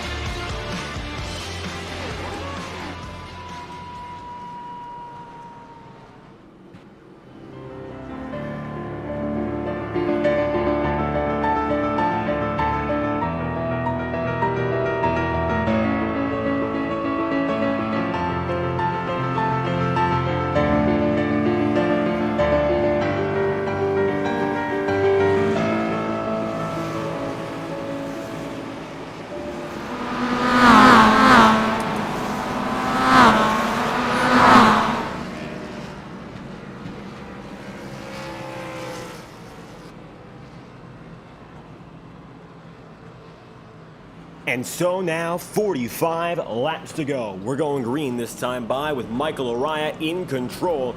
And that number 44 head with Blake Cannon. One lap extension before we go green once more, and it's going to be in full control this time by in the Sim-Speed Shop Chevrolet. Welcome back to cover Cornfields 200.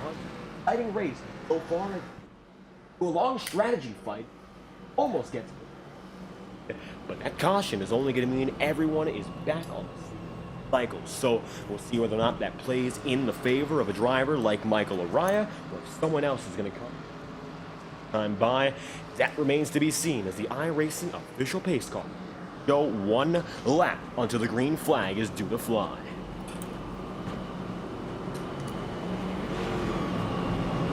So again, Michael Araya going to be up in front, and the front row composed of two former race winners in this season. It still has been the big four this campaign.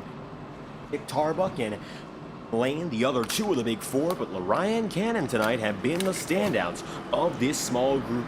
Elite drivers of this field have once again put themselves in a position to win, and they are here to do so, as they have done all season long. Iowa came down to a restart last season, and it looks like tonight it may just do so again. Pace car is going to come down and in this time by and leave the field to get back to work.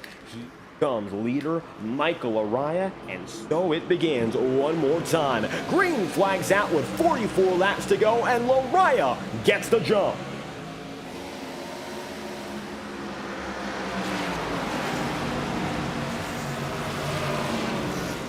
And you would see there, Michael going to be able to take the lead. He's got the advantage, and he pulls through comfortably. Out of those first two corners, he's already going to be in his own frame. All the while, Ethan Lane going to battle fiercely now with Cody Smith right there with. Cody now going to be up inside the top five after being off cycle all race long. Looks like finally something's gone in his favor, and you can see it all playing out. Although it looks like he gets loose. 3 wide and loose. Tarbuck, Ward, and with them, it looks like it's going to be Cody Smith. Now it looks like Nick Tarbuck barely gets away after two drivers snap loose. Nick Tarbuck going to pull through for fourth, and Cody Smith able to hang on and keep himself inside of the top five. And that's the type of thing you'd like to avoid as a driver in one of these circumstances, but that sometimes is in the nature of late race aggression. Drivers now looking to make some risky, aggressive passes, and more so you see the pressure being put on the leaders. Now, side by side, Nick Ward right there, no longer. He's got Ethan Lane and Blake Cannon ahead, and Blake will move up into second. That's going to give Ethan Lane a little more incentive to try to fight back, but we'll see whether or not he even still has the pace to do so. Coming now down to the back straightaway all over again. It looks like Lane getting pushed out of the way, not by physical contact, but just the speed, the power of that number 27 crew, and as such, it is now going to be Blake Cannon. Advantageous, 0.6 of a second lead on Michael Araya. Take a lap on board right now for the back end of the number 27, and you'll see exactly what's going on.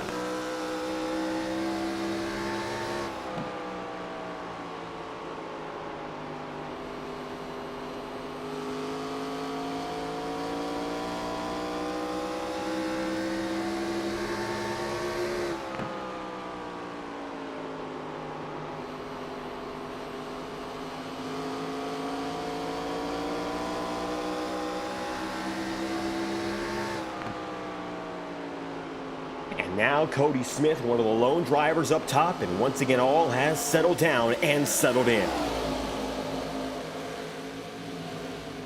Impressive job so far for Cody Smith to maintain himself running inside the top 5. Brad Patton going to be 6th now, and though it looks like Cody Smith going to face some pressure, it's not all said and done. We'll see whether or not he decides to fight back and pull through for another spot or two. This time by, here comes the number 83. No longer, it's the number 7 of Brad Patton, making it by with 37 laps to go. Here's Nicholas Ward, the number 97. He's up into 7th. Looks like now getting a little bit of breakaway. You can see from Ward, there's a half-second bubble back to guys like Kyle Cooper and Jacob Fife. Fife, as you can see, losing that spot to Kyle Cooper. Kyle gets up and in, now into that 8th spot. Not half bad, as Fife is going to be running in 9th, and Jacob is there just ahead of Don Stevenson. Ross Cato 11th, and still looking for a way to break out and break in to the top 10. How about Brad Patton here, that number 5 spot, the 7th spot he was in for the majority of the race, around that bubble of 7th to 11th. Running most recently in 9th before the caution. He's now been able to make his way back up, gain even more position in the top 5 indeed. You can see Nick Tarbuck getting in the wall just a bit, and Brad Patton's going to pounce on the opportunity.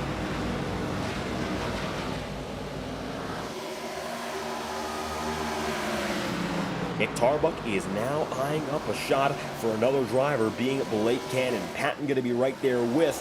It looks like Tarbuck able to recover from a minor wall scrape, and as such, he finds himself just ahead of a crew driver still trying to make ends meet in terms of positions and points. Patton inside the top 5 here, already with a race victory. Missed a few races, and now trying to put himself firmly inside of the top 14 for the championship, which will begin its playoff hunt after we come back from our summer break. A few more weeks of regular season racing are to be expected, and then the title battle will begin once more. So as it stands, Brad Patton finds himself right on the line in 15th. He's got to make himself at least one spot higher in the title by the end of the next 5 weeks of action, or else he's going to be out of the championship race. I think Patton knows more than anyone else here that he can get up there to put himself back up inside the playoff bubble. That all comes, of course, not only with experience, but with time. Right now, time is on his side to maybe make a pass or two if he's patient and has the speed to do so. Kyle Cooper, right now 9th. 8th is Jacob Fife.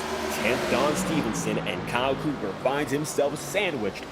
Don Stevenson goes down and under, looking for a pass yet again. 3 wide coming off the corner, but only just as Kyle Cooper is going to lay off and back down. Here comes Jacob Fife. Number 36, looking to the middle groove. He's 7 to Don Stevenson, looks even further under. And maybe a little bit more from Kyle Cooper.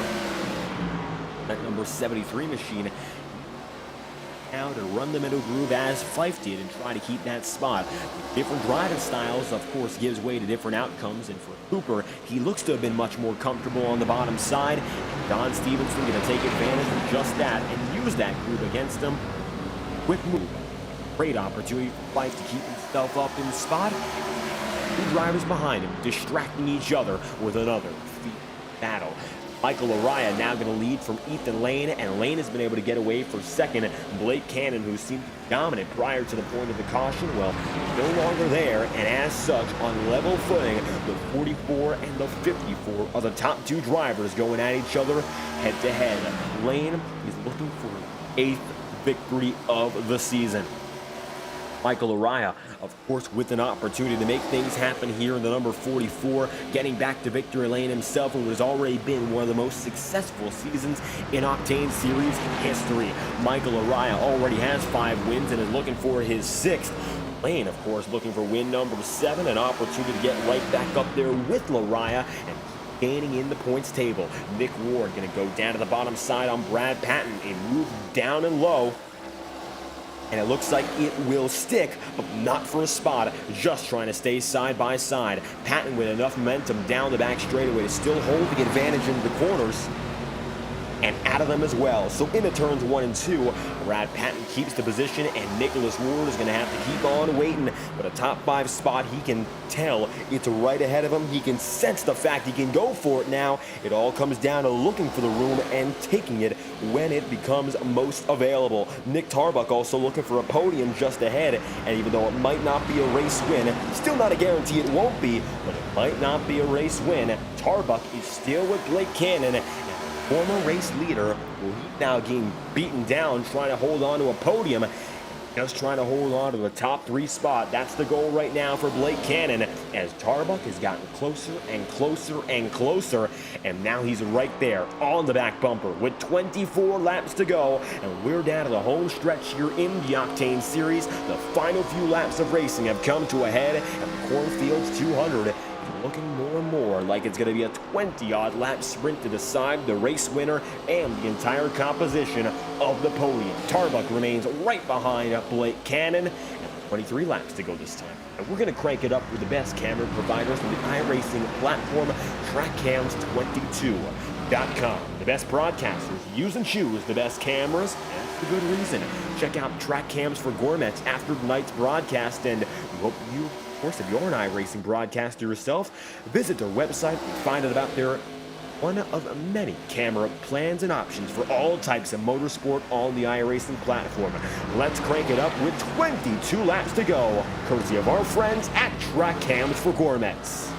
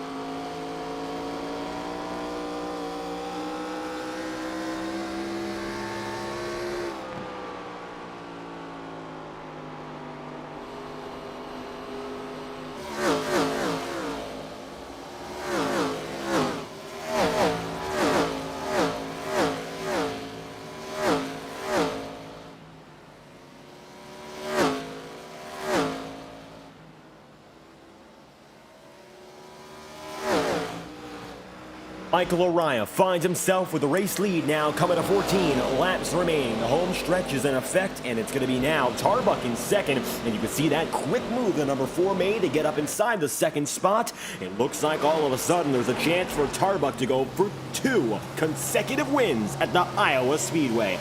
Half a second, of course, and still counting down. It looks like now it all comes down to a few more consistent laps. Been a tenth of a second a lap quicker each and every time by.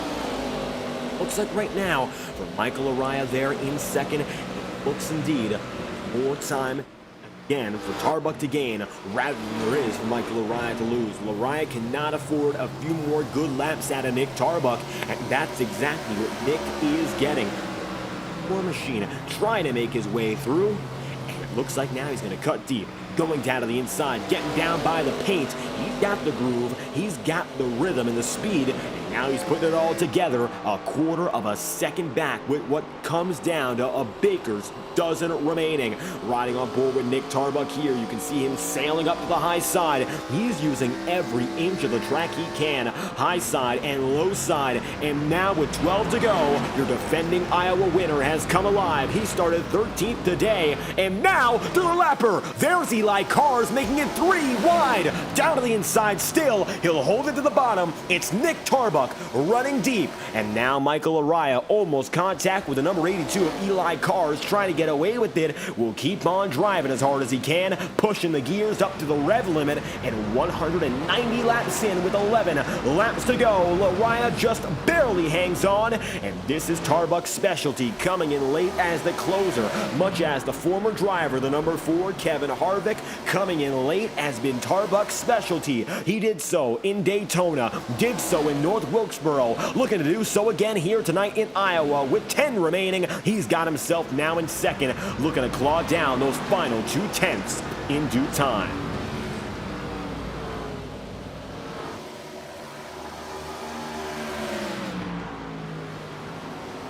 There you have it. Michael Araya finding himself on the higher groove. Not enough, of course, to lose Nick Tarbuck just yet, but that momentum's all he can hang on with. That number 4 machine just by out of that number 44. Araya can see him through the rearview mirror. He can see him in the side mirror now, and Tarbuck has clawed in at just about as much distance as possible. It all comes down to whether or not Michael has a little bit more left in him rather than what Tarbuck has, because Nick is able to take it side by side out of the exit of these corners. Here, coming to the stripe yet again. That's about exactly where they lie. And Michael Araya, he knows it. Just down to be better in that first sector. It's going to be Michael's advantage. Tarbuck has made such a substantial gain at this point. Get it through the second sector. That's all he'll need. Working down and inside to the bottom of the track yet again. Nick Tarbuck cuts as hard down to the bottom indeed as he can. And working that low side, staying nearly down to the quarter panel by the start-finish line. Tarbuck just make it happen. 7 laps remaining. Running deep. That's all Nick Tarbuck has to offer. Michael Araya running high. That's been his preference. Like Nick Tarbuck continues the 3, looking to try to make something happen, but can't quite get it off of the corners again. Now it's going to be about 2 tenths of a second to gap with 6 laps to go. Nick Tarbuck running in the middle groove.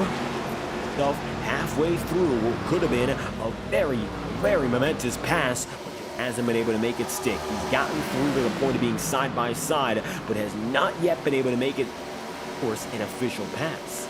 Now the question becomes, can he do so? With 5 laps remaining. Here we go again on to lap 196. Michael Araya's led us through, and now it's time to see what he can do here. Stuck up high, and that's one of the best first sectors out of the number 4 machine that we've seen all race long. Here comes Nick Tarbuck now trailing. He's got himself right there. The number 27 of Blake Cannon looks under. He's waiting in the wings. If the crossfire becomes too intense, it might be the 27 in victory lane, but that remains to be seen as Araya defends with 4 laps remaining.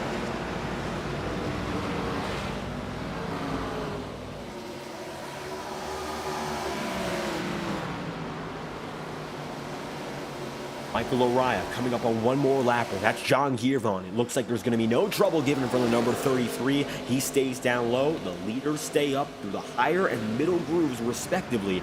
And that will not cause any problems. Nick Tarbuck has gotten oh so close. He was able to gain substantially to get to this point, got within 1/10 of a second, and now with 3 laps remaining, he's going to have to do something he hasn't done all night long, make the pass for the race lead. He's not yet led a lap all throughout the day, has not been in the front of the field in the slightest. Strategy has been able to pull him up inside the podium, but the race wins seem to be almost impossible. With 2 laps to go, the popsicle sticks are up in the air. The Rise just got to defend for now, give or take 6 more corners. And he do so? That's the big question as Tarbuck once again looks to the bottom for the final time, perhaps in the most calm fashion he can. Nick Tarbuck looks low, and with 1 lap to go, this race is official. 4 more corners. Taking a look inside the cockpit, Tarbuck working the wheel as hard as he can, giving it all he has and then some. A little bit loose out the corner.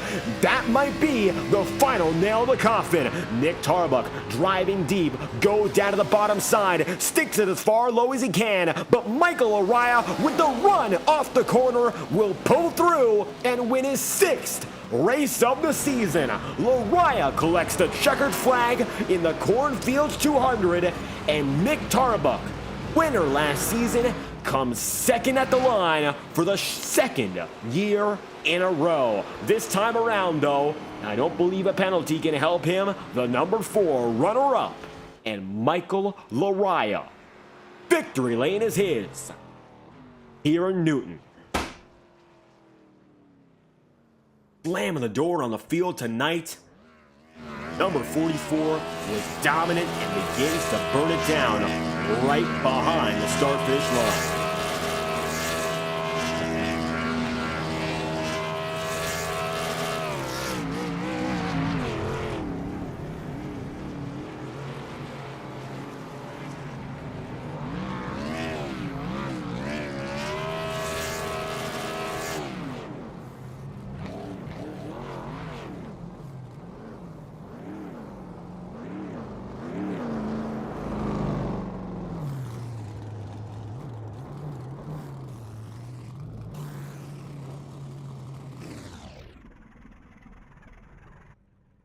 Michael Araya finishes off the celebration with fireworks in tow, and the checkered flag will fall for the number 44, winning by 0.2 of a second over Nick Tarbuck. Second spot is, of course, for the number 4, but third then in there goes to Blake Cannon, and fourth will be Nicholas Ward, with 5th Ethan Lane. 6th spot going to be Jacob Fife, and 7th going to be Brad Patton. 8th place will be Don Stevenson, and 9th is Ross Cato, with Cody Smith rounding out the top 10. 11th spot is going to be Galen Gidman with Kyle Cooper.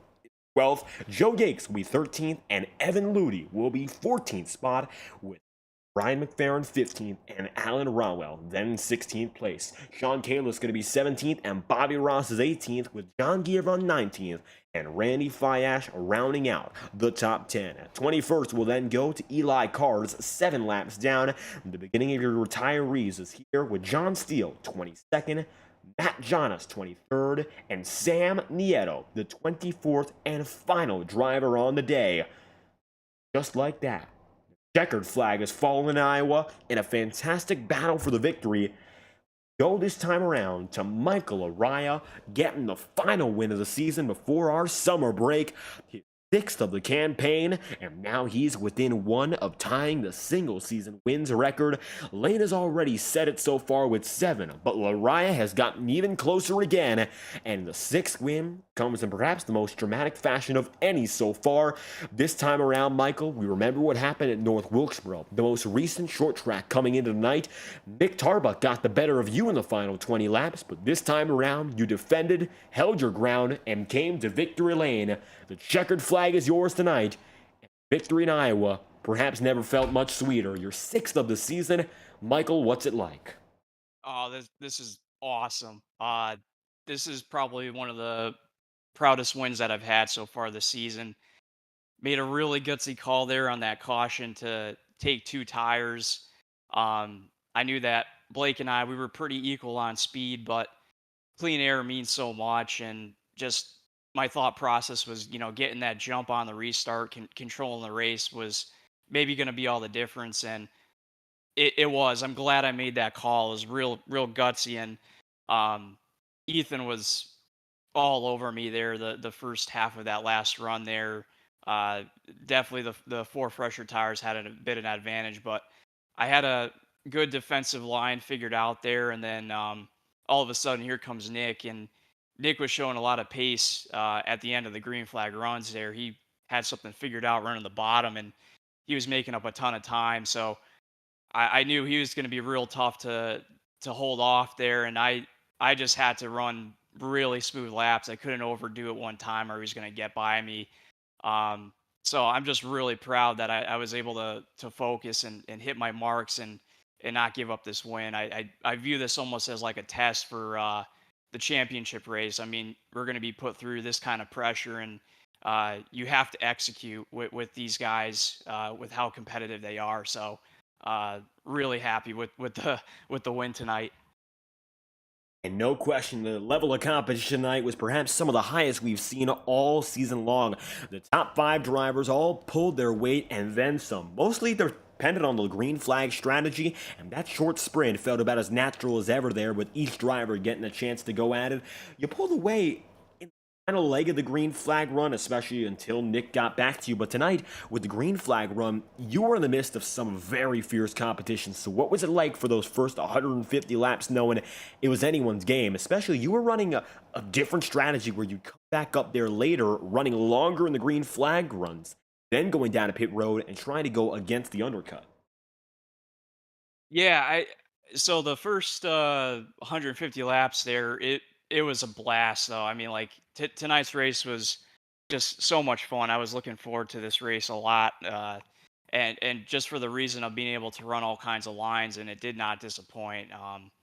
I felt like every other lap, myself, Blake, and Ethan, we were just trying out different lines to see if we could find an edge, and we would alternate back and forth trying different stuff out there. So I felt like we were all fairly equal there. Um, Blake certainly he came alive really well though, and he was able to get the lead. And so I knew again it's kind of a game of just keeping in touch with the leader. You don't necessarily have to go all out, because if you start doing that, that's when you start making mistakes and get into trouble. So you really just got to keep yourself in the race and in contention. And then my thought process with strategy there was uh, Blake was very fast, and so I've pulled the strategy of running long a few times this year, and it's worked out for me. So I said, why not? Let's stick with it, and especially with how loose the cars were getting off of the corners, I knew that having a tire advantage means something here. So it definitely worked. It got me back right up to the lead, but then Blake and I we basically stabilized, and we were matching lap time. So leading to that caution there, I'm like, man, we're so equal. It's going to be a very tough pass to get around him. I got to try something different, and I got to just roll the dice here. Why not? I have a few wins coming into this race. So again, I figured being able to control the restart, running my own line, maybe cars behind me are going to be battling side by side and hurt their lap time, and I can build a bit of a buffer. I mean, it certainly worked. I got that nice restart there, but man, it was tough. I had to execute that whole last run. Execution along the way, pulling through perhaps the most competitive race of the season. And what a way to go into our summer break here with such momentum. Now, what we understand, the next race on the schedule might not be a points payer. It looks like on the schedule listed as the All-Star Clash, but going in with our final few races of the regular season ahead of us here, this is a great way to pull yourself back in. Of course, you're the points leader by a wide margin now, but this 6th victory was a statement. How does it feel, of course, running in with such momentum, knowing we're just about a few weeks away from our playoffs?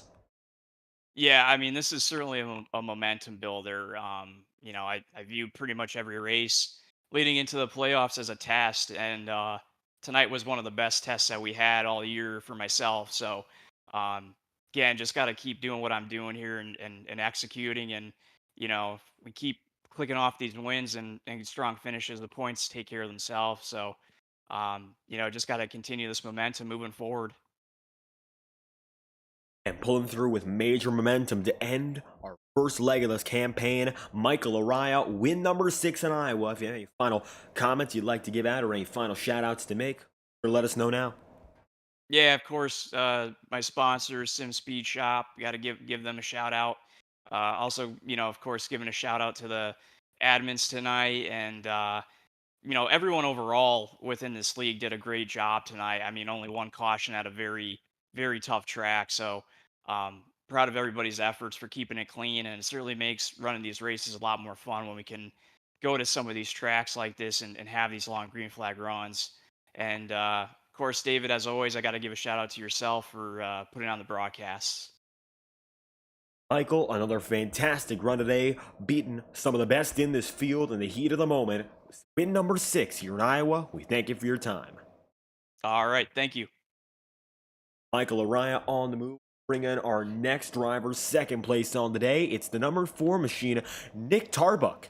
And tonight, second place, of course, we didn't know whether or not he'd have a chance to fight for the top 5. Starting in 13th, it was all about climbing back up, getting inside the top 5 by the end of the first cycle, getting in the podium by the end of the second, and today, it almost looked like a chance to go back-to-back, which is like a hard-fought battle all throughout, but you made it look easy toward the very end, Nick. Second on the day, how's it feel? Yeah, I think I lost you at the end there, boss. But yeah, it was second on the day is not too bad. I can't complain. I mean, I didn't start off doing too well, qualifying it like in the 13th, and yeah, I worked my way through the field. It just was about, again, it was about saving tires and trying not to burn the rears off the tires, rears off the car. So yeah, luckily I was able to do that. Just passing at the end was so difficult. I mean, I felt like I was faster than Lariah. I caught him from a couple of tenths back multiple times. Just getting that pass done on the bottom is just so difficult. So props to him for taking 2 tires and pulling it off for the win there. That's pretty impressive. I just really wish that I could get in the same position, as I feel like I could run away with these things. Just can't quite get there. No, so close to the victory, and perhaps one of our most competitive races, which came down to, for the most part anyway, that green flag running and tire saving was such a big deal. Most drivers, of course, opted for that 2-stop strategy, and all those up at the front of the field did just that. And it looks like that was, of course, everyone was in agreement. But it came down to drivers going for the undercut or trying to run longer. And you found yourself, of course, having to gain so much from your qualifying position. It was, of course, even trickier to try to save. What was it like, of course, dealing with that problem as the race went on, trying to keep your moves up? Yeah, it was interesting, as I wasn't really sure what saving felt like at this place. I just got a little bit of practice in to try to get some faster lap times so I could get more of a hang of the line.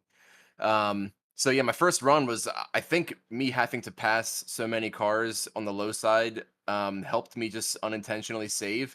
And by the end of the run, before we had our first green flag pit stop, I was able to like see that I was catching everybody, and I was able to, still have better lap times than even the leaders. So I was like, all right, I need to run the same pace on the bottom to save the same amount of tire. And doing it a second time is always a little bit more difficult. I think I burned off the rears a bit more the second run. And then the third run was just obviously, or the third or fourth, whatever it was, the final run was obviously just, you got to go all out, try to get the win there. But trying to figure out how to save was not too terrible. It just kind of happened by accident, though. All being said, working out for another podium just before our summer break here.